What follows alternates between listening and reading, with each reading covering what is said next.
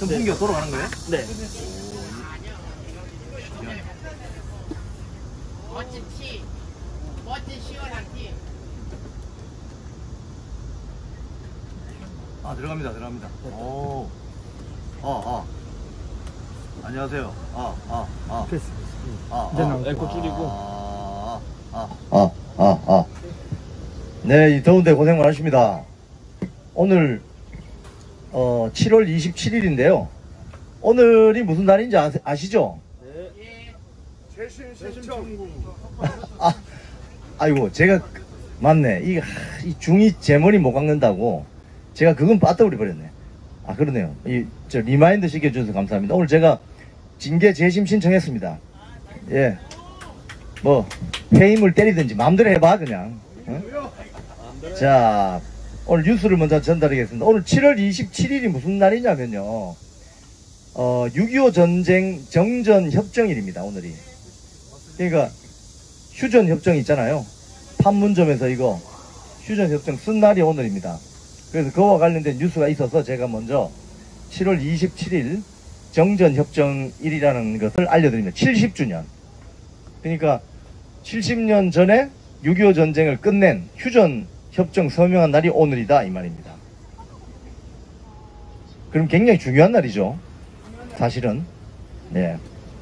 제가 좀 이따가 KBS 뉴스의 실태에 대해서 제가 잘근잘근 제가 비평을 해드리겠습니다. 자, 1번 뉴스는요, KBS 안에 MG노조가 새로 생길 것 같습니다. MG노조가 뭡니까? 기존의 그 민노총 노조나 기존의 좀 오래된 노조 말고 좀 새로운 청년 노조 이런 게 생긴다는 거죠. MG노조를 8월 중에 다음 달 중에 설립하겠다고 지금 우리 젊은 후배들이 움직이고 있어요. 예, 그래서 민노총 노조에 있는 상당수 젊은 우리 후배들이 나올 것 같아요. 이 MG노조로. 야, 그래서 지금 MG노조 출연에 대해서 민노총 노조가 지금 나 지금 떨고 있니? 이런 지금 반응이 나왔습니다. 오늘. 그래서 그쪽에서 젊은 우리 후배들이 나오게 되면 민노총 노조가 과반수 노조가 무너져요. 그렇게 되면 김희철 사측이 교섭 대표 노조하고만 협상을 할 수가 없어요. 다 개별 교섭을 해야 돼요. 그렇기 때문에 교섭 대표 노조가 무너지면 민노총 노조가 힘을 크게 잃게 됩니다. 아마도 이 소식은 민노총 언론노조 진영에 큰 충격으로 다가올 거예요. 이제 우리 젊은 후배들 이제 조금 위기의식을 느끼시고 본인의 미래를 위해서는 본인들이 설계하고 투자하시기 바랍니다. 민노총 노조에 본인들의 미래를 맡기시면 안 돼요. 폭망해, 폭망.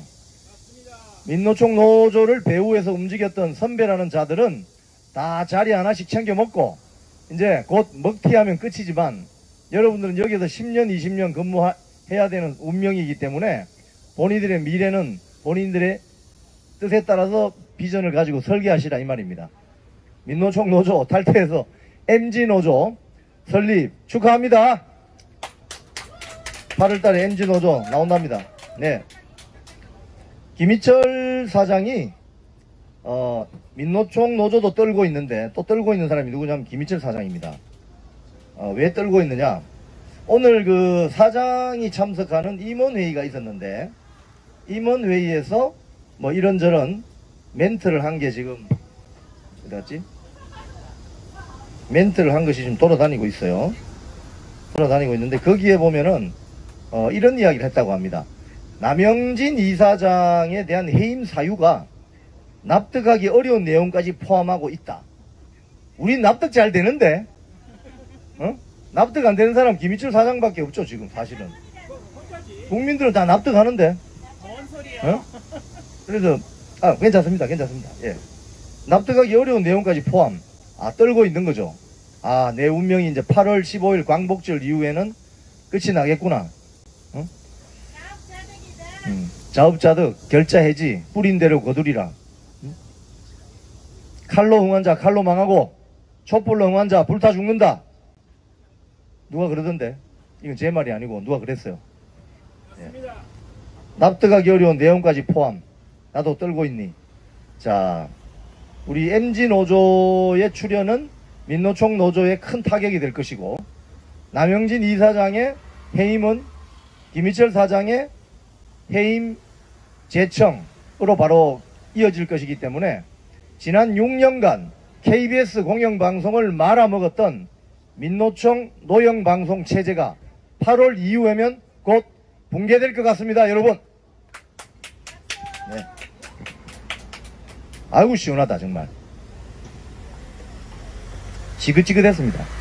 2018년도에 처음에 그 뭐 진실과 미래위원회 만들어주고 이럴 때 모두가 숨죽이고 모두가 고개 받고 있을 때, 그때 KBS 공영노조 위원장이었던 성창경 위원장, 박혜령 부위원장, 그리고 저, 그리고 이경상 또 그 후임 위원장, 그리고 제가 그 부위원장을 했거든요.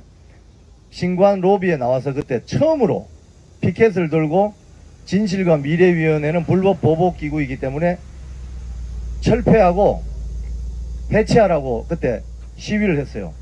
그때 찍어놓은 동영상이 제가 휴대폰에 가지고 있는데 제가 유튜브 동영상으로 한번 올려드릴게요. 이걸 보면 야 2018년 지금 22년, 21년, 20년, 19년 야 정말 5년 전에 그 치열했던 그 현장에서 몇 명 나오는 줄 아세요? 처음에 4명, 5명, 뭐 7명, 그래서 일주일 하니까 한 10명 나오더라고요. 대부분 다 이제 회사를 나가시고 회사 남아있는 분이 한 3분밖에 안 됩니다. 3분. 저 포함해서 3사람. 3사람, 3명. 어제 제가 그 원고 오타 정정해드렸죠. 3사람이지 3사람 아닙니다. 3명, 3사람. 자, 그래서 이제 이런 민노총 노영방송 체제가 8월 이후에는 곧 붕괴되겠구나. 이제 이 시작이 되었습니다. 자, 그리고 오늘 제일 핵심적인 이야기를 좀 하려고 합니다. 여러분, 이 제가 사진을 컬러로 오늘 출력을 해봤는데요. 컬러로 한번 보시죠. 네, 보시면은 오늘 평택 미군기지 앞에서 이런 집회가 열렸대요. 미군기지 앞에서 이런 집회가 열렸는데, 예, 오늘 정전 협정 70주년인데 이 사진의 의미를 요 뉴스를 좀 비평하고 나서 말씀드리겠습니다. 뭐냐면 어제 9시 뉴스에 우리 KBS 9시 뉴스에 희한한 이 뉴스 배치가 있습니다. 무슨 소리냐면 뉴스가 2가지가 있었어요. 중요한 뉴스가 이게 이제 지났으니까 이건 뭐 별 영업 비밀은 안 되겠습니다. 이런 게 이제 우리 KBS 뉴스 큐시트입니다. 큐시트. 이거 어제 거니까 지났으니까 이건 뭐 영업 비밀도 안 해요. 방송 다 나갔으니까. 여기에 보면은 우리가 뉴스 큐시트라고 이제 그 뉴스 진행표 있잖아요. 진행표를 짭니다.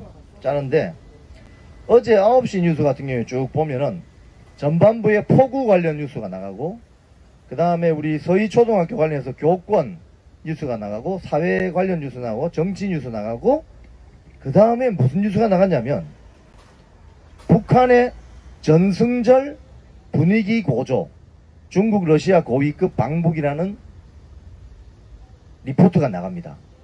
근데 여기에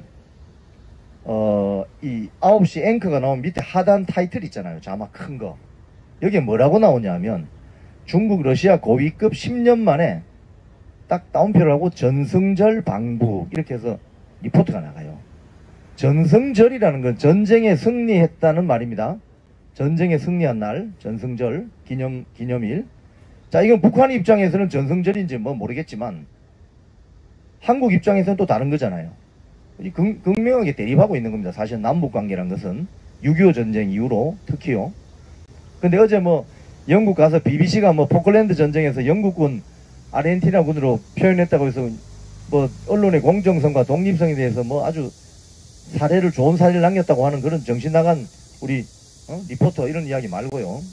자, 그런데 이걸 2분 17초를 방송을 했어요. 2분 17초를. 여기에 보면은 김정은 뭐 위원장이라고 지칭을 했고, 앵커가 웃으면서, 나는 그 웃음의 의미를 모르겠어요. 우리 앵커가 이렇게 이야기합니다. 내일은 6.25 정전협정 70주년 되는 날입니다. 북한은 이 날을 승리한 날 전승절이라면서 기념하는데요. 이러면서 싹 웃더라고, 앵커가. 왜 웃지? 그래서 뭐 이렇게 보도합니다 했는데, 거기에 보면 김정은 그림도 보여주면서 뭐 중국 외교부 대변인 뭐 등등 쫙 나옵니다. 그러면서 2분 17초를 리포트를 해요. 2분 17초면 좀 긴 거예요, 사실은. 9시 뉴스에서. 자, 그런데 이 전승절 잠깐 봅시다. 그리고 또 하나 뉴스가 있습니다. 또 하나 뉴스는 어제 그 6.25 전쟁 때 전사하신 우리 선배 용사님들의 유해가 7위라고 합니다. 유해. 그러니까 7분의 유해가 어제 서울공항으로 들어왔어요. 그 들어온 시각이 저녁 한 8시 언저리입니다. 근데 이 리포트를 했어요. 1분 50초 했습니다. 1분 50초 했는데, 이 리포트를 어디에 배치했느냐? 수도권 시청자만 볼 수 있는 로컬 뉴스 제일 끝에 처박아 버렸어요. 스포츠 뉴스 바로 앞에. 수도권 주민들은 이걸 볼 수 있어요. 아니지, 경기도도 못 보겠네. 경기도 주민들도 못 봐요. 이거는 인천 경기 뉴스가 나가니까. 그러니까 서울에 있는 사람들만 볼 수 있게 로컬 뉴스 제일 끝에 머리에 처박아 버렸어요. 지방에 계신 분들은 이걸 몰라요. 뉴스를 안 보내줬기 때문에. 자, 그런데 이걸 왜 이렇게 서울 시민만 볼 수 있게 로컬 타임이 있거든요. 9시 뉴스는 45분 이렇게 하면은 한 35분을 전국 뉴스를 한 다음에 한 10여 분을 로컬 사인을 딱 줍니다. 오른쪽 상단인가 왼쪽에 로컬 사인이 떠요. 그러면은 뭐 부산, 대구, 광주 여기서 딱 보고 있다가 로컬 사인이 뜨면은 자기들이 자르고 들어가서 지역 뉴스를 합니다. 그 지역 뉴스 시간에 제일 끝머리에 이 뉴스를 처박아 버렸어요. 제가 이 처박아 버렸다는 표현을 하는 이유는 화가 나서 그렇습니다. 북한의 전승절 기념 뉴스는 대문자만하게 내주고, 그것도 앵커가 싹 웃으면서, 북한에서는요 이 날을 승리한 날 전승절이라면서 기념하는데요 이러면서 싹 웃으면서 전해주면서 70여 년 만에 고국으로 돌아온 6.25 전쟁 영웅들에 관한 뉴스는 로컬 뉴스를 제일 끄트머리에 쳐박아가지고 서울 사람만 싹 볼 수 있게 하는 거예요. 자, 이게 뭐냐? 문제가 뭐냐? 자, 1번 문제가 뭐냐? 자, 문제를 한 3가지 정도로 설명드리겠습니다. 1번, 이 70여 년 만에 고국으로 돌아온 이 우리 국군 용사들, 거의 저의 아버지 뻘이나 삼촌 뻘이거든요. 아재 뻘 된단 말입니다. 이분들이 8시쯤 이 비행기가 이 우리 군 수송기인가 그런데 도착했어요. 서울공항에. 자, 그러면 중계차 보내면 안 됩니까? 중계차 보내면 안 돼요. 내가 이거를 김희철 사장, 송관수 보도본부장, 성재호 보도국장, 정홍규 주간, 그리고 이게 정치부 관련 뉴스니까 송현정 주간까지 내가 다 물어보겠어. 오늘 이거 왜 중계차 보내면 안 됩니까? 응? 왜 중계차를 안 보냈지? 중계차가 없었나? 그러면 저 MNG 보내면 안 되나? MNG? 들고 다니는 조그마한 중계차 같은 어떤 그런 거 왜 안 보냈을까? 왜 9시 뉴스에 이거를 현장에서 뭐 이렇게 다룰 수 있는, 그러죠? 8시쯤에 비행기에서 이제 이 유해들이 내려왔다고 하니까 뭐 거의 시간은 한 8시 15분쯤. 그러면 그 뉴스 할 때가 아니잖아요, 그죠? 일단 그림을 찍는다. 여기 또 윤석열 대통령도 왔어요. 윤석열 대통령 왔어요. 자, 찍는다. 그리고 그림을 현장에서 쏜다. 본사로 쏜다. 그럼 안에서 편집을 한다. 그죠? 편집을 한다. 그러면 이렇게 해가지고 9시 뉴스에서 전국 뉴스로 나갈 수 있게 할 수 없었나? 나 그게 궁금해요. 왜 로컬 뉴스를 이렇게 쳐박아 버리는지. 국민들이 다 못 보게, 서울 사람들만 딱 보게. 왜 그렇게 했을까? 왜 그렇게 했을까? 그죠? 그러면 뉴스 특보로 할 수도 있거든요. 이런 거는 뉴스 특보로도 중요하다고 판단하면 뉴스 특보로도 할 수 있습니다. 그러면 8시 15분 뭐 8시부터 예를 들자면은 한 20분 뉴스 특보하자. 그래서 편성 본부장 그 특별 긴급 편성으로 잡아라. 이건 중요한 뉴스니까 해야 된다. 대통령도 온단다. 그러면 뉴스 특보할 수 있잖아요. 그죠? 생각이 없는 거지. 하고 싶지 않은 거지. 응? 하고 싶지 않은 거지 뭐. 자, 그 다음. 좋아. 로컬 끄트머리에 쳐박아 버렸어. 이 뉴스를. 자, 원고를 내가 읽어보고 내가 기겁을 했습니다. 왜냐? 자, 앵커 멘트입니다. 9시 뉴스 앵커가 나와서 읽는 멘트요. 기자 멘트 전에 이렇게 이야기합니다. 6.25 전쟁에서 전사한 우리 국군 장병들의 유해가 머나먼 타국 땅을 거쳐 70여 년 만에 고국으로 돌아왔습니다. 땡땡땡 기자가 보도합니다. 이런데 이 기자가 참고로 여성 기자입니다. 군대를 안 갔겠죠? 이거 담당 부장도 여성 기자예요. 군대를 안 갔겠죠? 장병이란 말을 쓰는데 이게 장병이란 말이 무슨 말인지를 모르는 거예요. 에? 그러면 주간들이나 보도국장이나 당신들은 도대체 뭐 하는 사람들이야? 장병이란 말 내가 알려줄까? 한자인데 장교할 때 장자에 병사할 때 병장을 합쳐서 장병이라고 하는 거예요. 그럼 이 말은 장교와 부사관, 영어로 치면 장교는 오피서, 부사관은 NCO, 난 커미션 오피서라고 한다고. 그게 장병이야. 그래서 장교들은 장교고 병사는 병사지. 장병이라고 하면 여기에 어제 도착한 7분의 유해 중에 확인된 사람은 어제 뉴스에 소개된 고 최임락 일병 한 분밖에 없어요. 그러니까 나머지 6분은 장교인지 병사인지 몰라. 그럼 뭐라고 표현해야 돼요? 에? 국군 병사들이라고 하든지 아니면 고 임일락 일병 등 이렇게 나가야 돼요. 장병이란 말이 무슨 말인지 모르는 거야. 이게 지금. 다시 한번 말합니다. 장병이란 말은 장교와 부사관을 합쳐서 말하는 거예요. 그런데 여기 어제 돌아오신 7분의 유해는 확인된 사람 한 사람은 병사예요. 병사. 일병. 2개. 응? 나머지는 장교인지 병사인지 몰라. 그럼 뭐라고 해야 돼? 장병이라 하면 돼? 안 돼요? 안 되죠?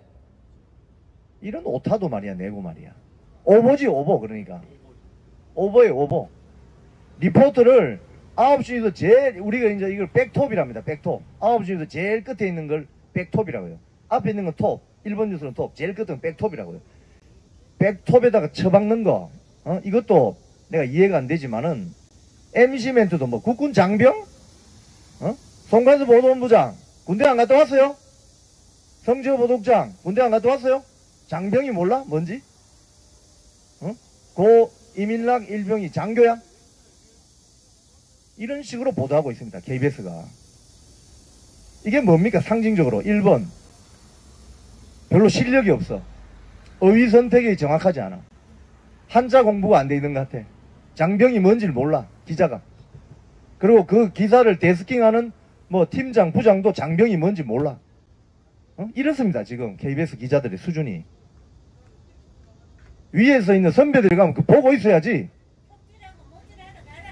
장병이 뭐야? 장병이. 확인된 7분의 유해가 오셨는데 한 분은 병사예요. 병사. 일병 병사. 나머지는 어떻게 되는지 몰라요. 장교가 있는지 몰라요. 근데 왜 장병이라는 말을 쓰느냐 말이에요. 특히 이렇게 전쟁에 희생된 용사들, 애국 용사들에 대해서는 아주 엄격하고 조심스럽게 표현해야 됩니다. 유족들도 있고 대한민국을 위해서 헌신하신 분들이기 때문에. 지난번에 제가 이 농성을 시작하고 나서 6월 6일 현충일 날 현충일 특집 없다고 제가 난리를 쳤잖아요. 그러니까 지금 이 안에 있는 저 소위 말해서 보도 프로그램 제작하는 책임자들이 이 머릿속에 대한민국에 대한 충성심, 확고한 안보관, 국가관 의심해! 정말 의심돼. 이 자들이 어떤 생각을 가지고 있는지. 70년 전에 징병되어서 국가를 위해서 싸우다가 돌아가신 이분들이 오는 이게 왜 생중계하면 안 되나? 오늘이 정전 협정 70주년인데 왜 생중계 안 했어? 내가 묻고 싶어. 프로야구 중계만 하면 되나? 도대체 어떤 생각을 가지고 KBS에서 지금 월급 받고 있는 거야. 상업방송은 내가 이해를 해요. 상업방송은. 공영방송은 그러면 안 되지. 응? 엄격한 국가관을 가지고 있어야지. 이거 의심스러워. 그러니까 전부 다 사장부터 사장 부사장. 내가 부사장한테 그랬다고 했잖아요. 몇 년 전에 저 공정방송위원회 들어가서 공산당이 좋아요라는 그 현수막 들고 있는 그 프로그램이 김재동 프로그램. 왜 문제는 그 문제 없다고 하더라고요. 그래서 김덕재 저 위원 공산주의자요? 내가 그래 물었다니까요. 그러니까 깜짝 놀래가지고 답변을 못 하더라니까요. 이 리포트 두 개를 딱 보면 상징적으로 알 수가 있는 거예요. 1번 실력이 없다. 2번 국가관이 의심스럽다. 딱 나오는 거예요. 상징적으로. 이 안에서 뉴스를 주무르는 자들, 보도 제작 뉴스 책임자들, 이 의심스러운 거예요. 아주 국가관이. 응? 어제 그 공영방송 존재 의의를 묻는다 그 프로그램 만든 기자도 말입니다. 그 이야기 하잖아요. 그죠? 국민이란 말을 쓰지 않고 시민이라고 표현한다든지, 또 영국 포클랜드 전쟁을 BBC가 영국군 아르헨티나군으로 표현했다고 해서 언론의 공정선거 어쩌고저쩌고 하잖아요. 당장 여기 전쟁 나봐. 그러니까 북한 인민해방군하고 한국군하고 전투한다고 보도할 거야? 정신머리를 말이야. 국가관이 정말 의심스러운 자들이에요. 그리고 또 하나 있어요. 그럼 문재인 정권 때는 어떻게 했나? 문재인 정권 때. 이거 기억하시는 분들 계실 거예요. 문재인 정권 때, 그게 있었습니다. 6.25, 전사자 유해가 그때도 하와이에서 도착했을 거예요. 하와이에 보면은, 우리로 치면은, 현충원 옆에 보면은 왜 국군, 전사자 이렇게 유해, 감식반 이런 거 있잖아요. 그게 하와이에 있어요. 미군들도. 거기서 DNA 유전자 다 조사해가지고 매칭해서 미군인지 한국군인지 맞추고 이렇게 한단 말이에요. 그게 문재인 정부 당시에 2020년 6.25 전쟁 70주년 기념 행사에서 이게 어떤 참전용사 유해 147구가 행사 전날 도착했어요. 했는데 그 당시 청와대 비서관이 누구죠? 그 유명한 탁현민이가 그 유해를 하루 동안 딱 그냥 보안 유지해가지고 비행기 안에 둔 거예요. 이놈의 자식들 말이야. 자기 아버지, 할아버지, 장례식장에도 그렇게 하나? 버르장머리 없는 것들이 말이야. 이 유해가 도착했는데 그 군수송기 안에 해가지고 옮겨가지고 내일의 쇼를 위해서, 문재인 쇼를 위해서 그걸 하루 딱 보안 유지가 서울공항에 있다가 거기다가 파사도 쇼하고 난리를 쳤잖아요. 탁현민이가. 쇼를 한 거지. 그러니까 문재인 칭송 쇼를 위해서 6.25 전쟁 때 전사하신 그분들의 유해를 하루 종일 묵혀놓고 써먹은 거예요. 이것들이. 이렇습니다. 그때는 방송을 어떻게 했어요? 또 로컬 뉴스에 처박았나? 아니에요. 그렇게 안 했어요. 이렇습니다. 이 안에 있는 자들이. 제가 다른 거 내가 이렇게 수위 높게 발언 안 해요. 나는 이 국가관이 의심스럽고 이상한 놈들은 나는 대화하기가 자체가 싫어요. 이런 놈들은. 왜냐하면은 나중에 우리나라에 급변사태 나면은 저게 혹시 내한테 총뿌리를 겨눌 수 있는 거 아니야? 이런 생각도 들어요. 사실은. 이 안에 어떤 애들이 있는지 알게 뭐야 도대체. 지금 하는 짓을 보면 북한 간첩단 뉴스 보도 안 했잖아요. 예? 기자들이 아이템을 안 냈어. 난 지금 의심스러워요. 기자들이 아이템을 안 내면 아이템 내 이러면 되거든요. 그걸 왜 안 했을까? 그 뉴스가 나오면 굉장히 불편한 세력이 안에 있는 거지. 그렇게 의심할 수밖에 없어요. 이 뉴스를 보면서 나는 확실히 이 안에 국가관이 이상한 자들이 있는 게 확실하겠구나. 나 이런 생각을 해요. 이걸 보면서. 있습니다. 특히 어제 북한 전승절 분위기 고조. 인터넷 뉴스 제목 이렇습니다. 전승절 분위기 고조. 중러 고위급 방법. 전승절 분위기 고조? 분위기 고조라는 것은 어떤 즐거운 일이 있거나 축제가 있을 때 분위기 고조야. 대한민국 기자가 북한 인민해방군의 전승절에 분위기가 고조된다고 헤드라인을 뽑으면 되나? 진짜. 오늘 진짜 죄송합니다. 이 반말 써서. 너무 화가 나요. 이 헤드라인 하나 뽑는 것도 생각하고 뽑아야지. 이런 게 있고요. 이게 보면은 저는 이게 굉장히 큰 문제라고 생각해요. 이게 지금 총체적으로 KBS의 보도라인의 수뇌부 기자들까지 안보관이 아주 의심스러워. 보면은 이 교육이 필요할 것 같아요. 제가 봤을 때는 아주 이거 의심스러워요. 수상해. 아주 수상해. 하는 짓들이. 전승절 이 리포트는 2분 17초나 해주고, 우리 로컬의 처박은 우리 국군 용사들의 내용은 왜 1분 50초밖에 안 해? 왜 20초나 더 해줘? 북한 전승절은? 그렇게 이게 중요한 뉴스인가? 북한 전승절 분위기 고조가 그렇게 중요한 뉴스인가? 우리 대한민국에? 정전협정 70주년이면 뭔가 특집 타이틀 하나 달고 뭐라도 하나 하려고 해야지. 정말 그 어렵게 징병돼가지고 희생되신 분들이 얼마나 많은데 지금까지. 그러니까 이거 애국심이 없는 거야. 보니까 애국심이 찾을 수가 없어. 이런 보면은 오늘 저녁 9시에 또 어떻게 하는지 한번 봅시다. 어떻게 하는지. 전승절 분위기 고조 이따위 식으로 또 보도하면 이거 바로 공정방송위원회 바로 소집해서 걸어버려야 돼. 그런데 민노총노조가 안 하려고 하겠지만, 민노총노조가 안 하려고 하면 못합니다. 그런 것도 지금. 자, 그런데 이거 보세요. 어제 뉴스가 이제 그렇게 나갔잖아요. 그죠?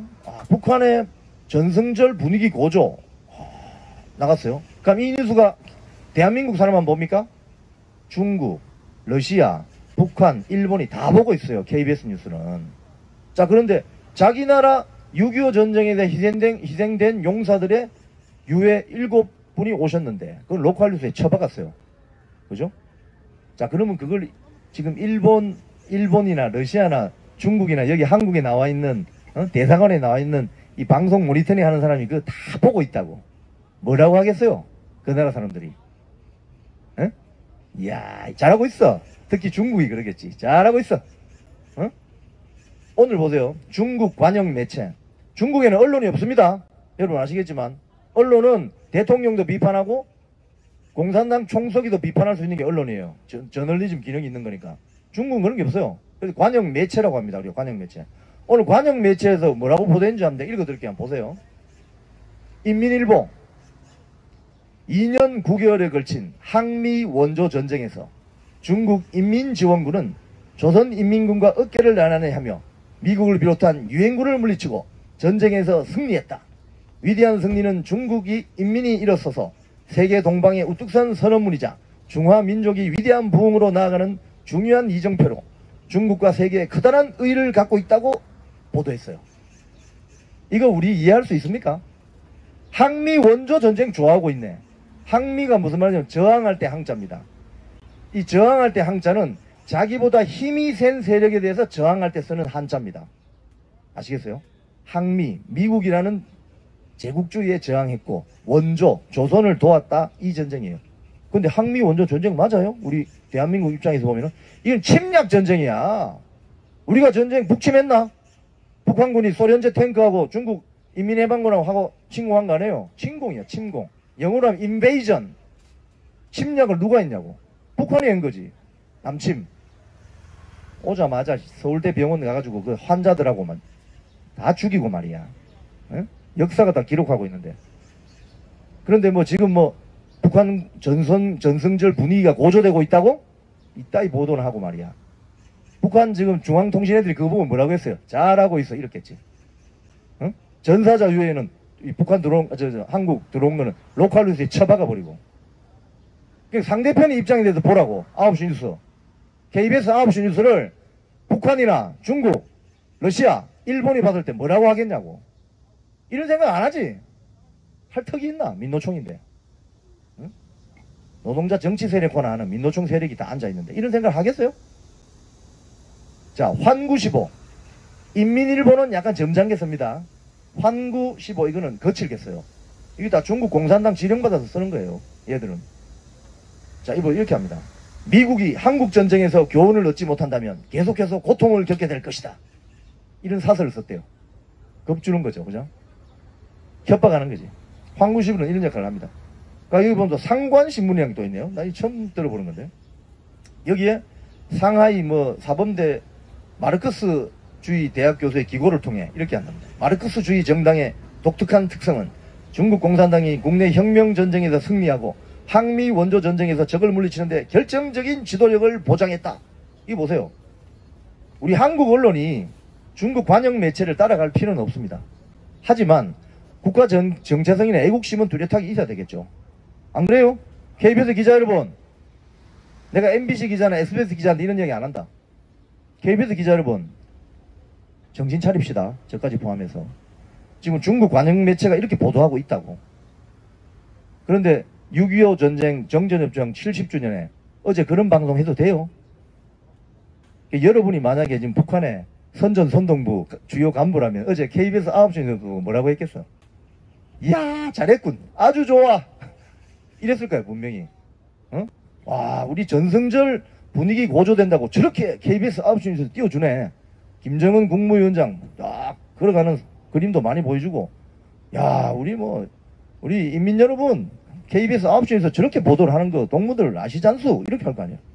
근데 6.25 전쟁에서 전사에서 그 유해를, 그걸 우리 한국군이 찾지 못해서 미군이 그 개마고원 거기서 그 전투 있잖아요. 장진호 전투가 거기서 그 미군이 들어가서 그 미군 유해를 다 이제 미국으로 가서 DNA 조사를 해보니까 한국 사람이다. 맞춰보니까 한국군이다. 그래서 온 거예요. 그분의 유해가. 그걸 로컬뉴스에 처박아 버리는, 9시 뉴스의 편집 행태. 도대체 여러분은 무슨 생각을 하고 수신료로 월급 받나? 내가 사투리로 그냥 확 질러버리고 싶어. 무슨 정신으로 KBS를 다니냐고? 정신머리를 어디다 두고 말이야. 여러분의 뉴스가 일본, 중국, 러시아, 북한에서 다 소비된다 지금. 걔들이 뭐라고 하겠어 지금. 어제 KBS 9시 뉴스를 보고 정신 못 차리고 있다고 하겠지. 쟤들 나라는 어디 나라지? 응? 이런 사례들이 있으니까 종북 주사파가 KBS 안에도 있겠구나라고 의심을 하는 거예요. 있을 거야 아마 저 안에. 공산당이 좋아요, 뭐 현수막 그것도 방송이 다 냈으니까 모자이크 치지도 않고. 응? 에휴, 제가 참 이거 보고 있으면은 참담합니다. 이 중국 관영 매체들의 이런 기사도 이것도 아마 연합뉴스에 뜬 것을 우리 KBS 기자가 또 어레인지를 해서 기사를 올려놓은 것 같은데, 제가 이 기사를 이제 라디오 뉴스 편집부에 있으면요, 후배들이 쓴 디지털 뉴스 기사가 길거든요. 이걸 라디오 뉴스 내려면 줄여야 됩니다. 줄여서 이렇게 하는데, 특히 그 통일 외교 쪽에서 이제 북한 관련 뉴스를 많이 다루거든요. 그러면 뭐 북한 중앙통신이 뭐라고 하거나 이런 거 하면은 이게 마치 있지 않습니까? 대한민국의 무슨 시민단체가 발표한 것처럼 이야기를 해줘요. 네? 뭐 이렇게 강조했습니다. 뭐 이렇게 주장했습니다. 근데 그거를 이렇게 옮기면서 너무 생각 없이 옮겨요. 복사해서 붙이나 그냥? 응? 북한 중앙통신의 주장은 북한 공산당의 주장이잖아 결국은. 그럼 일방적으로 주장했다든지 뭔가 하나 달아야 되잖아. 이걸 그대로 갖다 붙여요 그냥. 여기 뭐 시민단체 이야기 하는 것처럼. 나 지금 이거 시가 같다고 생각합니다 정말. 그래서 그쪽 분야에는 좀 특화된, 아니면 뭔가 좀 교육을 받은 이 프로들이 들어가야 된다 그렇게 생각해요. 이 방송하는 거 보세요. 지금 보면은 제정신이 어디 있는지 몰라요. 이 뉴스가 어떻게 소화되었을 때 상대국의 어떤 KBS 뉴스는 그런 거 좀 고민해야 되지 않아요? 그러니까 대표 공영방송으로 수신료 7천억씩 준 거지 그동안. 정신 못 차리고 말이야. 이렇습니다 여러분. 관영 매체의 궤변. 중국이요, 시청자 여러분, 제가 한 10년까지는 안 되고 한 8, 9년 전이군요. 우리 그 언론재단 그 프로그램에 그런 게 있어요. 저는 이 언론재단 관계자가 이걸 보시면은 한번 좀 참고를 해주세요. 같은 날 2박 3일인가 하여튼 3박 4일 동안 한국 기자 5명이 중국에 갑니다. 또 같은 날 똑같이 거기에 신화사 통신사 기자들이 와요 한국에. 신화사 통신은 우리나라로 치면 뭐 연합뉴스 이런 같은 통신사인데 이 사실상 공산당 관영 매체입니다 이것도. 그런데 똑같은 날 2박 3일 왔다 갔다 해요. 그렇게 갔는데 첫날 도착하자마자 뭐 어떤 뭐 대학에 뭐 프로그램이 있어서 갔어요. 갔더니 이 대학 교수라는 자가 대한민국 기자들 5명 앉혀놓고 신문이 3명, 방송이 2명 이랬습니다. 제가 그때 갔었어요. 사드 이야기를 막 하는 거예요. 그게 그때 이제 박근혜 정부 때니까 저 문재인 정부 때도 아닙니다. 사드 이야기를 막 하더라고요. 제가 사실은 외교 안보 전문 기자는 아닙니다. 사드는 뭔지는 알죠. 저는 이렇게 합니다. 공격 무기가 아니고 수비 무기다. 그죠? 사드 미사일을 뭐 우리가 중국이나 북한에 쏠 일이 없잖아요. 저쪽에서 미사일이 날아오면 요격하는 거 아닙니까? 일종의. 아, 사드를 설치하면 안 된다는 거예요. 중국 교수가. 근데 중국 교수 뒤에는 대학생들이 이렇게 앉아 있더라고요. 그래서 제가 이 교수 이거 무슨 오자마자 뭔 X 소리야. 제가 그래서 한마디 했어요. 듣다가 제가. 왜냐하면 제가 거기 취재하러 간 건 아니지 않습니까? 취재하러 가면 상대방 이야기를 들어야 되지만 저는 시찰하러 간 거잖아요. 그죠? 그래서 어떤 이야기가 있으면 제 의견을 피력할 수도 있잖아요. 제가 거기서 그랬습니다. 사드는 공격형 무기가 아니다. 미사일이 날라오면 요격하는 방어 무기인데 왜 그걸 중국이 이래라 저래라 말하냐 이랬더니 중국 교수가 아이고 놀래가지고 자기 뒤에 이제 백에 학생들이 많으니까 그랬어요. 그러니까 또 뭐라 하더라고요. 그래서 뭐 아이고 네가 떠들든지 말든지 뭐. 근데 거기 또 항미 원조 전쟁이라고 하는 거예요. 그래서 제가 한마디 했습니다. 웃기지 마라. 6.25 침략 전쟁이다. 그랬더니 저희 중국에 있는 저 시찰하는 동안 그 중국 당원인 기자가 우리를 밀착해서 따라다녔어요. 그래서 하여튼 뭐 왔는데 그 프로그램의 문제는 이 프로그램 나는 없애야 된다고 생각해요. 제가 가보니까. 왜냐하면 우리가 가면은 뭐 만리장성 가자 이러고 있잖아요. 만리장성 병마용 안 본 사람 있어요. 그거 왜 가 우리가? 중국에 뭐 샤오미라든지 뭐 좀 중국의 첨단 이런 거 가봐야 되잖아요. 그런 거 안 잡습니다. 잘. 그래서 제가 하다 안 돼서 중국 천진에 있는 중국 해양대학교 가보자. 제가 바꿔라. 중국 해양대학교 가보자. 거기 가면 찡따오 맥주 공장 있다는데 거기도 한번 가보자. 이런 식으로 갔어요. 갔는데 얘들은 와서 뭘 보자고 하는 줄 압니까? 삼성전자 가봅시다 이랍니다. 제가 봤을 때는 그 5명의 기자라고 온 사람 중에 분명히 공산당원이 있어요. 그래서 이 프로그램을 없애야 돼요. 제가 볼 때는. 이거는 해가지고 국익에 별로 도움이 되는 프로그램이 아니야. 제가 봤을 때는. 하여튼 그렇습니다. 그런데 중국이 자기들이 분리하면은 항미 원조 전쟁이라고 해요. 6.25 전쟁을 항미 원조. 미 제국주의에 대항했고 북조선을 도왔다는 항미 원조 전쟁. 이거 그러면서 또 하는 소리가 내정 간섭하지 마라 이런 소리 잘하죠. 중국이 미국이나 어디 강대국에 대해서 뭐 좀 불리하면 하는 말이 내정 간섭하지 마라. 우리는 다른 나라 내정에 절대 간섭하지 않아. 이렇게 하거든요. 6.25 전쟁 때 왜 남의 나라 들어와가지고 내정 간섭했어? 그러면 중국 인민해방군이 압록강 건너올 때 산에 다 숨어가지고 미군 이 전투기들이 날아다니니까 밤에만 이동하고 우리가 다 알고 역사의 기록으로 다 남아있잖아요. 지나가 보면 싹 다 거짓말이에요. 싹 다 거짓말. 중국 공산당의 선전선동부 하는 말은 거의 80~90%가 거짓말이지 뭐. 그래서 그걸 또 인용해서 보도한다. 또 아이고 이 멍텅구리 자유진영의 기자라는 자들이 이 전체주의 국가하고 자유주의 국가하고는 그게 다른 거예요. 자유주의 국가는 언론 자유가 있지만 전체주의는 언론 자유가 없어요. 그래서 그냥 공산당 전체 나치당의 선전선동부의 그냥 보도 일꾼이란 말입니다. 그래서 언론 매체라고 안 합니다. 우리는 그냥 관영 매체라고 하지. 근데 이게 이제 그런 게 있어요. 그래서 중국 당국의 역사 날조는 알아주지 않습니까? 보이면 다 중국 거야. 한복도 중국 거라고 김치도 중국 거라고. 아이고 진짜 거기 편성하면 절대 안 됩니다. 근데 어제 그 9시 KBS 9시 뉴스를 보면 야 이게 만약에 제가 한 번 더 말씀드리면 중국 공산당 선전선동부, 북한의 선전선동부, 러시아, 일본에서 봐서 뭐라고 했겠어요?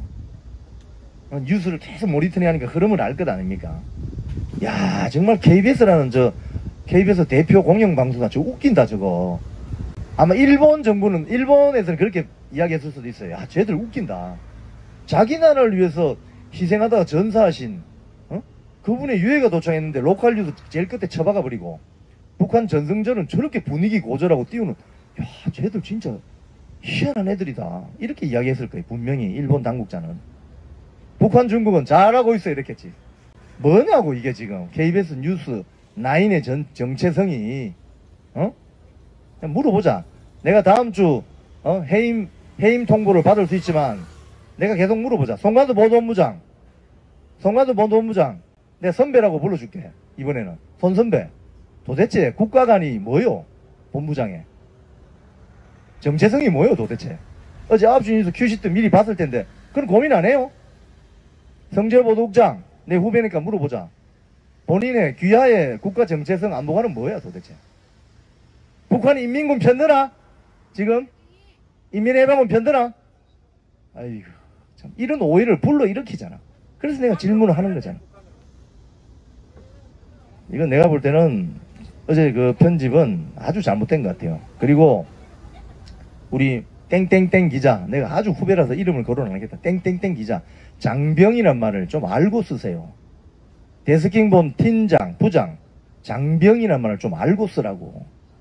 그러니까 밖에 나가면 좀 무식하다는 소리 듣잖아. 장병이 뭐야 장병이. 장자는 장교, 병자는 병사. 알았어요? 영어로 해줄까? 오피서, 장교, 부사관, NCO. 완전히 다른 거예요. 장병. 그 중에 장병 있나? 어제 돌아오신 7분인가 9분의 그 유해 중에 장교로 확인된 사람 있나? 없잖아. 그럼 오보지 뭐. 병사로 확인된 분 한 분 있잖아. 울산, 고향이 울산이라는 분. 오보입니다. 어제 그 오보. 정정보도 하세요. 정정보도. 아이고. 탁현민 이야기 아이고, 이 탁현민은 워낙 유명하기 때문에. 그때 그 기사를 하나 제가 소개시켜 드릴게요. 2020년 6월 30일이네요. 2020년 6월 30일에 조선일보 기사입니다. 6.25 기념식 그 비행기 유해 싣고 온 거 아니었어? 이게 제목입니다. 그러니까 6.25 전쟁 당시 숨진 우리 국군 용사 147구의 유해를 운구한 공중급유기의 영상을 다 파사드, 미디어 파사드 해가지고 멋지게 그냥 거기에 문재인 대통령이 딱 나타나가지고 국군 우리 용사 147구의 유해를 맞이한다고 쇼를 했죠. 쇼를. 근데 알고 봤더니 그 유해는 이미 하루 전에, 그죠? 그런 거 아니에요? 이 기사가 그거죠, 그죠? 그리고 그때 또 문제됐던 게 그 당시 연주되었던 애국가 이런 거, 군가가 좀 북한 국가와 일부 비슷한데 이런 그때 지적도 나온 거죠. 쇼를 한 거지. 쇼. 이렇게 쇼를 하니까 국정 지지도가 그렇게 올라갔구나. 그랬구나. 문재인 정부 때 국정 지지도가 엄청 높았잖아요. 이런 쇼를 하니까 KBS 딱 앞장 세워가지고 쇼를 하니까 많은 국민들이 모르고 잘하는 모양이다. 국정 지지도가 올라갈 수밖에 있겠어요? 그런 거예요. 그러니까 지금 KBS 정상화, MBC 정상화 된다니까 지금 미치겠는 거지. 이게 정상화 되면 큰일 난다. 조금 있으면 정상화 된다. 이제 기다려. 북한 가도 안 받아줄 것 같은데. 자, 또 하나 오늘 기사가 뉴데일리 기사가 이런 게 있습니다. 어제 기사인데 사드 전자파가 무해하다는 발표에도 불구하고 KBS 등 언론이 암 환자 10명 보도한 배경이 있다. 이게 이제 공정언론 국민연대 공언연의 성명입니다. 여기 보면 우리 공언연이라고 공정언론 국민연대라는 시민단체가 있는데 여기 상임운영위원장이 최초로 전 KBS PD입니다. 아주 열심히 활동을 하시는데 여기에 보시면은 이런 말이 있어요. 그 팩트 체크를 해보니까 그 성주 산골 마을에 100여 명 밖에 살지 않는데 최근 1년 사이에 암 환자가 10명 발생했다. 이런 현지 주장이 있어서 가서 확인을 해봤다는 거예요. 확인을 해보니까 이 경북 김천시 노곡리에 있는 마을 이장이 박땡땡 씨인데 박땡땡 지역 토박이인 박땡땡씨, 이분은 2017년 사드가 임시로 배치됐을 때부터 사드 배치 반대 집회를 열고 지속적으로 언론에 등장해온 인물로 알려져 있는데 2021년 5월에 오마이뉴스라고 있죠. 오마이뉴스 여기서 사드 인근에 사는 이장의 발언, 이례적인 일이 벌어졌다, 여기 인터뷰에 첫 등장했대요, 이 박땡땡이라는 분이.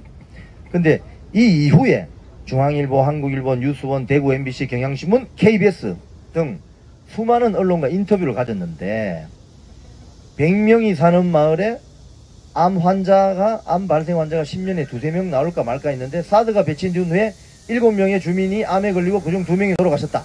이게 오마이뉴스 보도고요. 100명이 채 되지 않은 마을에 10년에 한두 명 나올까 말까한 암 환자가 최근 1년 사이에 9명이나 발생한 것은 있을 수 없는 일. 중앙일보. 2019년부터 암 환자가 발생해 10명 돌아가셨다는 등의 발언을 했다는 거예요. 이 박땡땡이라는 사람이. 그래서 그때 민주당이 그랬잖아요. 와, 사드 저 전자파 그냥 튀긴다. 그냥 성주 참외 못 먹는다 이랬잖아요. 그때. 그래서 이 공원련이 확인을 해보니 그 박땡땡 씨와 직접 통화를 했대요.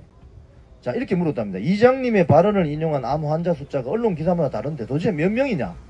이렇게 질문을 했더니 박땡땡 씨가 3년 사이 갑자기 돌아가신 분이 많다. 우리나라는 미국의 식민지라 사드 전자파 측정을 제대로 안 하는 것 같다. 정확한 숫자는 언론이 나온 걸 보라. 이게 무슨 소리예요? 박땡땡 씨, 이게 무슨 소리예요? 우리나라는 미국의 식민지라 사드 전자파 측정을 제대로 안 하는 것 같다. 우리나라가 미국 식민지라고? 식민지를 경험을 못 해보셨나? 우리 일제시대 식민지 경험 못 해보셨나? 식민지가 되려면 주권이 없는데 우리나라가 지금 외교권인가 이런 주권이 없어요? 미국의 식민지라고? 정확한 숫자는 언론이 나온 걸 보라고? 본인이 말한 거 아닌가 이거? 자, 그래서 이 공원연이 또 이렇게 물었대요. 이장님 발언이나 일부 언론 보도는 사실상 전자파 때문에 암 환자가 발생했다는 것인데 어떻게 인과관계를 확인하셨어요? 이러니까 박땡땡씨가 나는 사드 전자파 때문에 암 환자가 발생했다는 주장을 한 적이 없다. 또 이렇게 이야기했대요. 야, 이거 무슨 소리입니까 지금? 제가 보니까 이거는 아주 의도적으로 그러는 것 같아요. 자, 그래서 국방부가 당국 대학교에 용역을 줘가지고 이 해당 지역에서 사드가 배치된 해당 지역에서 암 환자가 발생한 숫자와 사드 전자파와 암 환자 발생 사이의 인과관계 등을 조사를 했어요. 조사했겠어요? 못했겠어요? 해당 지역 주민들이 반발이 돼가지고 용역 조사가 못했답니다. 과학적인 데이터를 가지려면 조사를 해야지. 과학적인 데이터가 없으니까 괴담이 나오는 거 아닙니까? 괴담이. 전자파가 나와서 지리지리 하다며. 막 튀긴다며. 민주당 국회의원들. 뭐 이거 가발 쓰고 나서 막 튀긴다면서. 성주 참외 못 먹는다면서. 그래서 이 공원연이 이것이 사드 괴담의 실체다. 공영방송이나 정치인, 시민단체들이 주민들의 주장을 공론화하거나 보도하기 전에 사실관계를 확인했어야 된다. 사드 괴담 유포 집단들의 통렬한 반성을 촉구한다. 공정언론 국민연대 우리 최초로 우리 대표님 고생하셨습니다. 아주 고생하셨습니다. 이런 기사가 이제 나와서 팩트체크를 해야죠. 왜 과학을 안 믿죠? 전설의 고향만 믿나? 과학을 믿어야지. 데이터로 조사해야지. 그 데이터를 믿어야지. 왜 전설의 고향 같은 괴담을 믿나? 구미호 너무 좋아하시나? 구미호? 아유, 이런 이야기까지 해야 돼요. 정말 우리가 이 수준 높은, 우리 품격 높은 우리 대한민국 유튜브 방송에서 전설의 고향 보고 싶네요. 근데 전설의 고향 안 해가지고 그런 건 좀 해주지. 여름철에 그 전설의 고향 어릴 때 본 거 기억납니다. 이불 뒤집어 쓰고 있다가 구미호나 뭐 이 무덤 열리면서 누가 나오면 입 확 덮고 그래서 옆에 있는 누나들이 야 풍화 괜찮다 이제 다시 나온다 이러면 또 딱 입을 그거 기억납니다. 남양 특집 이래가지고 막 구미호 뭐 월화의 계곡 이런 거 있잖아요. 나는 어릴 때 월화의 계곡이 어디지? 나 어디 있나? 그 월하 이 달빛 밑에 월화 달월자에 밑에 하자 월화의 계곡 이런 계곡에 물이 쫙 흐르는데 음스한데 그 달이 떠 있는 거죠. 그럼 거기에 구미호가 막 나타나고 이런 거 있잖아요. 아, 전설의 고향 보고 싶다. 우리 시청률 좀 올리, 전설의 고향 하시지? 우리 저 김희철 사장님. 나가시기 전에 전설의 고향 좀 편성을 해주세요. 어? 그런 지금 마음의 여유가 없겠지만.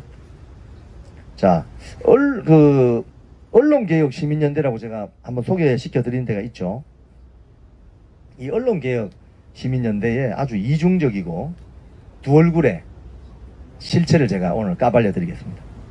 지금 언론개혁 시민연대가 이 대표적인 좌파 미디어 단체입니다. 여기에서 어제 기사인데요. KBS 등 공영방송 이사의 부당해임을 되풀이하지 말아라. 이렇게 성명서를 냈어요. 이게 뭐야? 그러니까 내일 보니까 이제 남영진 이사장에 대해서 이제 해임이 들어가고 뭐 이렇게 하는데 이렇게 주장합니다. 언론개혁시민연대 논평을 냈는데 방송통신위원회가 KBS 남영진 이사장의 해임을 졸속으로 밀어붙이고 있다. 해임에 이를 만한 중대하고 명백한 사유를 제시해야 한다. 짜장면 430그릇 있잖아. 뭘 지금 공영방송의 독립성이 그만큼 중요하기 때문에 중요하지. 짜장면 430그릇 안 되지. 그래서 지금 유튜브 댓글에 그분의 지금 별명이 남짜장이라면서. 어? 제가 어제 그거 보고 자기 전에 제가 배꼽을 잡았는데. 자, 그래서 해임 사유를 제시한 근거에 의문을 제기했다. 그러면서 KBS 방만경영 관리감독 소는 추상적이다. 뭐 등등 이렇게 하면서 뭐 쉽게 하면 남영진 이사장 저 해임하지 마라 이 말 아닙니까? 그죠? 이분들을 할 것도 없어. 이자들이 6년 전에 뭐라고 했는지 알아요? 6년 전에 적폐 고대영 사장의 조건부 사태가 가당키나 한가? 당장 쫓아내라. 응? 이런 성명서를 썼어요. 이거 자기들 저 사이트에 가면 있어요. 언론개혁시민연대 사이트에 있어요. 지금도 들어가 보면 고대영 사장 들어올 때부터 반대했어요. 고대영 사장 선임 반대 기자회견. 그러니까 들어올 때부터 이제 이 눈에 가시였던 거지. 그리고 이제 박근혜 탄핵 분위기를 타고 뭐 문재인 정부 들어서니까 잘 됐다. 이제 요때다 해가지고 전부 진지해서 깃발 들고 나와가지고 몰아내자. 강규영 몰아내자. 고대영 이래서 막 쫓아오는. 이 성명서를 보면은 야, 이 사람들이 말하는 정의, 공정 이거는 절대 믿으면 안 됩니다. 아주 편파적이고 선택적인 정의고 공정입니다. 이 조국 전 장관하고 똑같아. 하는 짓이. 자기 딸은 불합리한 방법으로 대학에 입학해도 돼. 의과 전문 대학은 입학해도 돼. 그러면 다른 사람이 뭐 좀 부정을 저지른다. 전 나쁜 놈.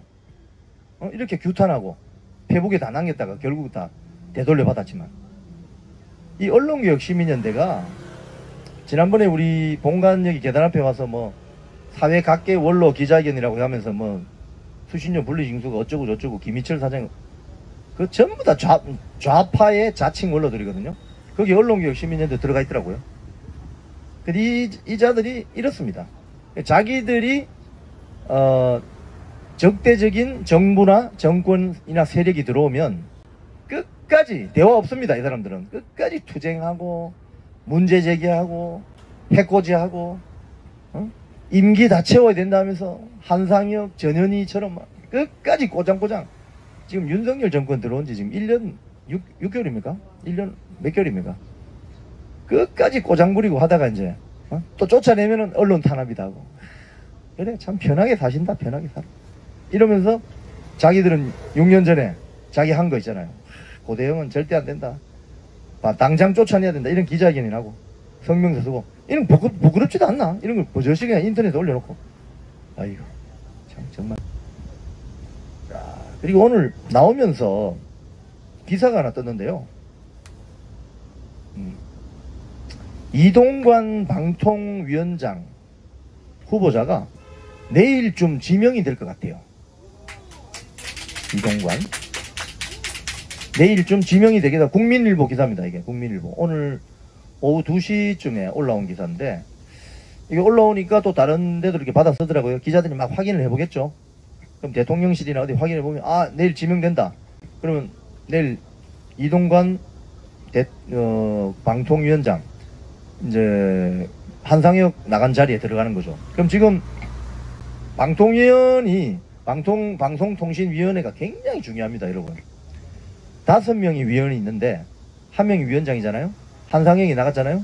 그 자리에 이제 이동관 씨가 들어가고, 지금 김효재 씨가 위원장 직무 대행을 하고 있거든요. 이상인 변호사가 또 하고 있잖아요. 민주당은 김현 씨 하고 있는 거죠. 그럼 이건 4명이 되잖아요. 4명. 그죠? 그러면 국힘당 쪽에서 뭐 추천을 했거나 또는 그쪽에서 들어간 사람이 3명이 되는 것이고, 이쪽은 1명이 되는 거죠. 그럼 최민희는 지금 약간 버리는 카드로 나오는 거니까 그건 그 다음에 또 하겠죠. 이렇게 되는 거죠. 그래서 여기서 상당히 중요한 결정, 즉 KBS 이사들도 여기서 결정이 되거든요. 굉장히 중요합니다. 그래서 당초에는 이동관 씨가 8월쯤 되어서 지명이 될 것이라는 관측이 어제까지만 해도 유력했는데, 오늘 오후부터 내일 지명된다고 들어오는 거예요. 그러면 이 말은 무슨 말이냐, 뭔가 빨리 좀 진행시키겠다, 엑셀레이터를 밟겠다, 이 말이죠. 그죠? 지금 여기 국민들께서 얼마나 지금 화가 나 계신데, 휴대폰도 열받는데 빨리 와서 좀 정리할 거 빨리빨리 좀 해주면 좋겠어요. 우리 이동관 방통위원장님 내일 지명되시거든. 한 3주 안에 또 국회 청문회도 해야 됩니다. 그러고 나면은 8월 말쯤에 이제 임명이 되겠죠. 공식 이제 취임을 하게 되겠죠. 그러면 그때부터 여러 가지 할 일들이 많습니다. 그래서 속도를 좀 내는 것 같다, 이런 소식이 들어와 있고요. 좋은 소식입니다. 그리고 오늘 또 하나 뉴스는 김어준. 김어준. 오늘 사진 보니까 김어준 씨 아직 면도 안 했네 보니까. 응? 면도를 좀 하지. 김어준 씨가 그 500만원 배상받은 사건이 있어요. 뭐냐면은 그 구속됐다가 풀려난 이동재 전 채널A 기자에게 손해배상금 500만원을 지급해라, 이 판결이 났는데, 서울 동부지법 민사 3단도 여기가 소송 판결문에 이런 내용이 있대요. 자, 김어준이가 이런 관련된 사정을 충분히 알았거나 알 수 있었다고 봐야 한다면서 검찰과 언론의 유착, 그 검경 유착 사건 아시죠? 신성식 검사장, 그 문재인 대통령 대학교 후배, 신성식 검사장이 KBS 기자 만나가지고 헛소리를 한 거예요. 그러니까 존재하지 않는 이야기를 했단 말입니다. 그걸 KBS 기자가 듣고, 처음에 MBC에도 그랬거든요. MBC도 걸렸어요. 듣고 카드라 해가지고 그 다음날 바로 방송했다가 그런 게 아니다 이렇게 어필이 들어오니까 그 다음날 바로 사과 방송하고 꼬리 내린 사건이 있습니다. 그래서 그걸 허성근 위원장이 KBS 1노조 부위원장 시절에, 제가 공영노조 부위원장 시절에 같이 대검에다가 중앙지검에다가 고발했어요. 그때 고발해가지고 결국 어떻게 됐냐면은 문제가 돼가지고 수사가 진행이 됐죠. 그래서 안에 그 보도를 한 책임자들하고 다 징계받았습니다. 그때부터 사실은 이 KBS 정상화 운동이 본격적으로 시작됐다고 봐야 돼요. 허성권 위원장하고 저하고 이렇게 했는데, 여기에 이 사건이 이제 그 사건입니다. 여기에 김어준이가 내용을 왜곡해가지고 방송하면서 기자와 검사가 공모한 것처럼 인식되도록 했다. 즉 이동재, 채널A 이동재 기자와 어떤 검사가 공모한 것처럼 인식되도록 했다. 이렇게 해서 방송을 했다는 거죠. 그래서 여기에 대해서 결국은 거기에 보면은 내용이 의도적으로 내용을 왜곡했다. 그러니까 이 김어준 씨는요, 대표적인 음모론자입니다. 음모론자. 세월호 잠수함 충돌설, 천안함, 어떤 등등 있지 않습니까? 괴담의 어떤 생산지. 그래서 지금 500만원 배상을 선고받는 그 판결문을 봤더니 역시나, 혹시나 했더니 역시나 의도적으로 내용을 왜곡하는 짓을 저질렀다. 이렇게 되어 있는 거예요. 문화일보 오늘 단독 기사입니다. 오전 10시에 났는데. 자, 김어준 씨의 사진 한번 더 보여주면서 제가 부탁드리겠습니다. 김어준 씨, 면도 좀 하세요. 면도. 볼 때마다 좀 청결하지 않아. 응? 면도 좀 해요. 면도. 면도 하는 방법 몰라요? 여기 뭐야, 쉐이빙 폼 바르고 면도기로 이렇게 싹 하면 되잖아. 응? 면도 좀 하세요. 머리 깎으라는 말 안 할게. 단식하면은 더 안 돼. 면도는 좀 하세요. 자, 그리고 마지막 소식입니다. 오늘 이 미디어 오늘 기사가 있는데요. 이 기사가 난 거는 하루 지났네요. 미디어 오늘에 기자들이 많아요. 근데 미디어 오늘에 저도 몇 분을 이렇게 압니다만은 굉장히 기사를 좀 객관적으로 쓰려고 노력하는 기자들도 있어요. 그렇지 않은 기자들도 있습니다. 그렇지 않은 기자들이 있어요. 항상 언론사라는 게 세력이 있잖아요. 안에 보면은. 우리도 여기 보면 민노총 세력 2,000명 있잖아요. 하지만 민노총이 반대하는 세력이 지금 거의 1,800명 되지 않습니까? 김희철 나가라고 하는. 그렇듯이 미디어 오늘에도 좀 객관적으로 기사를 써보려고 하는 기자들이 있습니다. 내가 누구라고 말씀을 못 드리겠습니다만은. 근데 이 기자는 내가 볼 때는 상당히 이건 좀 강경 좌파인 것 같아요. 뭐라고 쓰냐면은 제목이 고지 앞에 다다른 공영방송 장악 인사교체 국면으로 하면서 쭉 KBS에서 벌어진 일들 뭐 MBC에 지금 박문진 검사 감독하는 뭐 일 쭉 하면서 이동관이 뭐 8월 중에 들어온다고 하면서 뭐 등 하면서 이 마지막에 이런 멘트를 합니다. 8월 중 이제 사실은 내일 들어오게 된 8월 중 8월 중에 차기 방송통신위원장이 임명되면 윤석열 정부 6기 방송통신위원회 체제가 완성되며 9월부터 내년 총선을 위한 방송장악 획책기구가 본격 가동될 것이라는 전망도 나온다. 이거 누가 전망했는데? 정땡땡 기자. 정땡땡 기자. 이거 누가 전망했는데? 본인의 전망이겠지 뭐. 어떻게 기사를 쓰면서 내년 총선을 위한 방송장악 획책기구가 본격 가동될 것이라는 전망이 나온다? 그 근거 어디 있는데 근거? 막 그냥 근거도 없이 마구 전망하나? 그러면서 슬쩍 걸칩니다. 야사당은 1년의 방송장악 움직임이 총선 여론 왜곡을 위한 음모라면서 공동대응을 강화할 예정이다. 야, 전망 잘한다. 방송장악 획책기구가 본격 가동될 것인 것이다. 이거 보면은요, 뭔가 이분들은 피해의식이 있어요. 피해의식이. 꼭 옛날에 군사정권 때 자, 오늘 여러가지, 뉴스와 좀 논평도 드렸습니다. 제가 오늘 마지막으로 아까 가져왔던 사진을 한번 다시 보여드리면서 말씀 정리하겠습니다. 자, 오늘 평택에, 주한미군 기지를 지키자 하면서 이런 집회가 있었습니다. 한 5,000명 이상 오신 것 같아요. 여기에 보면은 태극기가 나오고 성조기가 나오죠. 우리 댓글에 보면 그런 이야기를 해요. 왜 우리나라 시민단체들이 왜 태극기 들고 나오는 걸 이해하겠는데 태극기 들고 나오는 것도 못마땅한 사람들이 있죠. 성조기까지 왜 들고 나오지?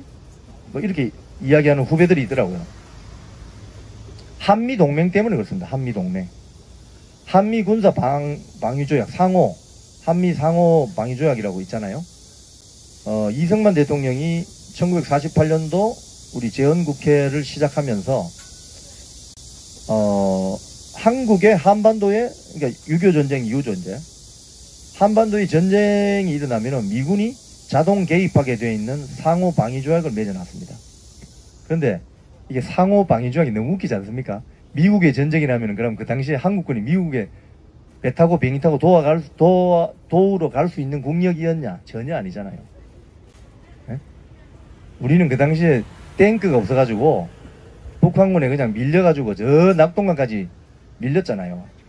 탱크 한 대도 없던 나라가 어떻게 미국을 상호 방위 조약에 따라서 구해주러 갈 수 있냐고요. 그러니까 미국 입장에서 보면은 이게 말도 안 되는 조약인 거예요. 사실은 한미 상호 방호 조약이라는 것이 그 자체가. 근데 이승만 대통령이 외교적인 기지를 발휘해가지고 미군을 여기에 묶어놨단 말이에요. 미국은 우리하고 영토가 붙어있는 나라가 아니지 않습니까? 그러니까 영토 와서 침략할 일도 없어요. 미국은. 우리가 수천 년 동안 중국의 침략을 얼마나 많이 받았어요. 일본의 침략을 얼마나 많이 받았어요. 러시아, 소련군도 침략했잖아요. 6.25 전쟁 이후에 와서 그냥 북한 그냥 눌러앉아 버렸잖아요. 그런 거 보면 한미 상호 방위 조약이 얼마나 중요한가를 알아야 됩니다. 그런데 여기 가서 좌파 단체들이 지금 정전협정 70주년이라고 여기 가서 어떤 집회를 한 모양이에요.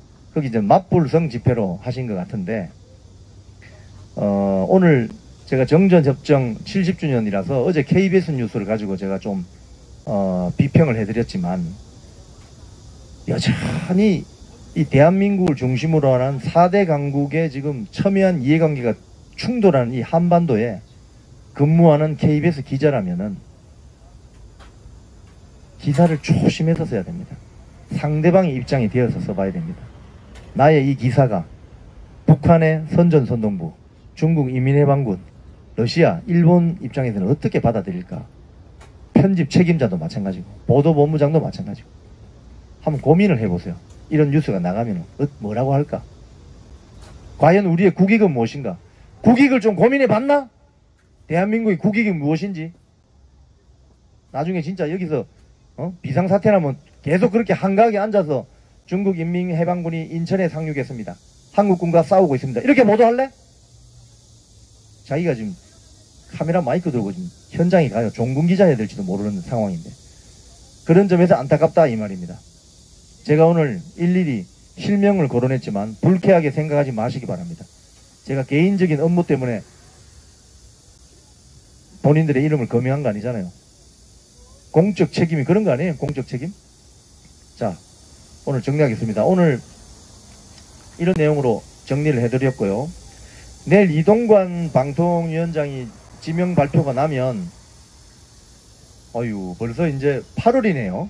다음 주면 8월 1일이 시작, 그죠? 8월 바로 들어갑니다. 그러면 보통 한 3주 걸려요. 방통위원장은 들어오고 국회에 인사청문회 안 보내고 인사청문회 하고, 그죠? 청문 보고서가 들어가면은 취임하는 거죠. 그러면은 그 사이에 어떤 이벤트가 있느냐? 남영진 이사장의 짜장면 430그릇 결제로 알려진 남영진 이사장의 해임이 8.15 강복절 이후에 있겠죠. 그거 끝나고 나면 이동관 방통위원장이 청문회 이후에 취임하겠죠. 그러면 KBS 이사도 바뀌겠죠. 윤석열, 남영진 이후 두 자리가 비잖아요. 바뀌겠죠. 이래 되면 KBS의 리더십은 변화가 오게 되어 있습니다. 다 정해졌습니다. 자, 우리는 승리했습니다, 여러분. 자.